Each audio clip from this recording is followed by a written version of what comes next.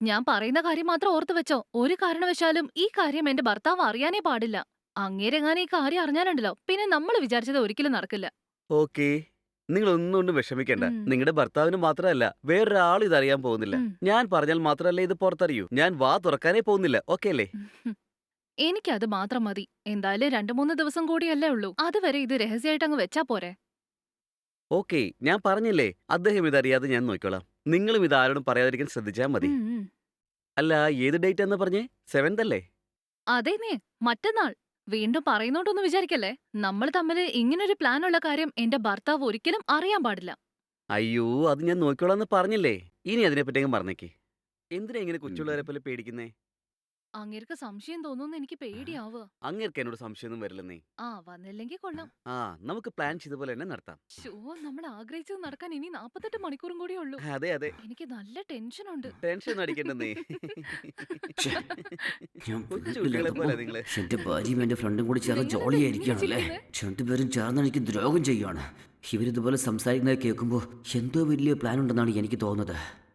ഞാൻ ദിവസേന ഓഫീസിൽ പോയതിനു ശേഷം രണ്ടുപേരും വീട്ടിലിരുന്നു കൊണ്ട് ജോളിയായിട്ട് എൻജോയ് ചെയ്യുവാണല്ലേ. എന്നിവരെ വെറുതെ വിടാൻ പാടില്ല. ഇതിന് ഇന്നൊരു തീരുമാനമുണ്ടാക്കണം. എനിക്കെന്നെ ദ്രോഹം ചെയ്യാൻ നോക്കുവാണല്ലേ. ഇന്ന് ഞാൻ നിങ്ങളെ രണ്ടുപേരെയും കാണിച്ചു തരാം.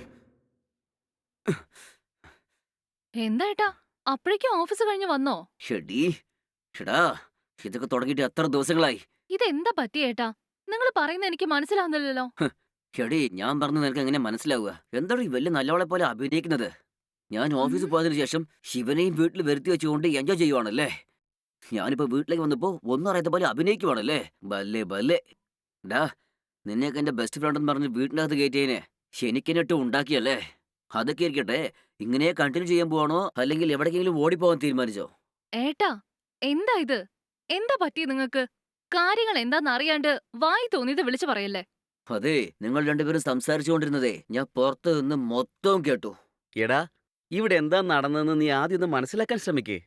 ഇനി എന്ത് വൃത്തിയുടെ അറിയാനാ? ഇത്രയും ദിവസം നിങ്ങളുടെ രണ്ടുപേരിലുണ്ടായിരുന്ന ബന്ധേ ഇപ്പൊ എല്ലാരും അറിഞ്ഞു കഴിഞ്ഞു. ഞാൻ എല്ലാ കാര്യങ്ങളും ചോദിച്ചില്ലേ. ഓക്കേ, ഞങ്ങൾ സംസാരിച്ചേക്കെ നീ പുറത്തുനിന്ന് കേട്ടെന്നല്ലേ പറഞ്ഞത്. എങ്കിൽ ഞങ്ങൾ എന്താ സംസാരിച്ചെന്ന് നീ ഒന്ന് പറഞ്ഞേ.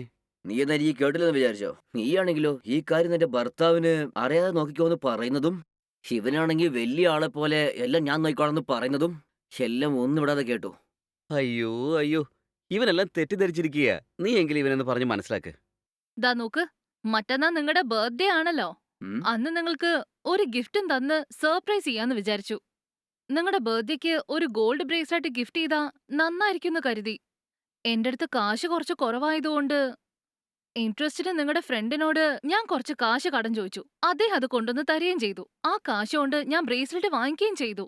ഉം? ഞങ്ങളുടെ പ്ലാൻ എങ്ങാനും ഉം. നിങ്ങൾ അറിഞ്ഞുപോയാ സർപ്രൈസ് പൊളിയെന്ന് വിചാരിച്ച് നിങ്ങൾക്ക് അറിയാതിരിക്കാൻ വേണ്ടിയാ ഞങ്ങള് പ്ലാൻ ചെയ്തോണ്ടിരുന്നത്. അങ്ങനെയാണോ? എന്ന് വെച്ചാല് നിങ്ങൾ വാങ്ങിയ ബ്രേസ്ലെറ്റ് അവിടെ? ഒന്ന് നിക്ക്, ഞാൻ തന്നെ എടുത്തോണ്ട് വന്ന് കാണിക്കാം.